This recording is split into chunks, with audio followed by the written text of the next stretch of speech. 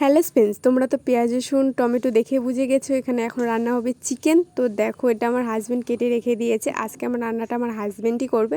তো দেখো এখানে মাংস এনে রেখেছে আর এটাকে আমি গরম জল দিয়ে ওয়াশ করে নেব, যেহেতু যে কোনো মাংস গরম জল দিয়ে ধুয়ে নেওয়াটা একদম ঠিক। তো দেখো এখানে আমি বাটনা করে রেখেছি, যেহেতু আমার শরীরটা একটু খারাপ ছিল সেই কারণে।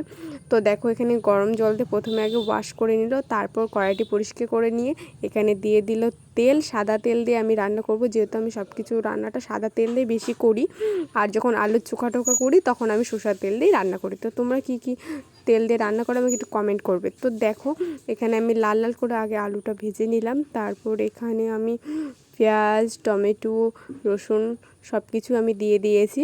তো দেখো প্রথমে এটা ভালো করে সব কিছু পেঁয়াজ রসুন যখন লাল লাল করে হালকা ভেজে চলে আসবে, ওর মধ্যে আমি অ্যাড করে দিব বাটা মশলা। তো আমি বাড়িতে এভাবে রোজই রান্না করি চিকেনটা, আমি অন্যভাবে রান্না করি না। তো তোমরা কীভাবে রান্না করো, মেরিনেট করে না এমনি আমাকে একটু কমেন্ট করবে। তো দেখো প্রথমে আমি হলুদ লবণ সব দিয়ে এখানে মাংসগুলো ছেড়ে দিলাম। জানি তোমরা হয়তো এরকম মাংস খাও না, কিন্তু আমি খাই, আমাকে খুব ভালো লাগে। তো অনেকেই এরকম পছন্দ করে। তো তোমরা কে কে পছন্দ করো মুরগির রান, তো আমাকে একটু কমেন্ট করবে।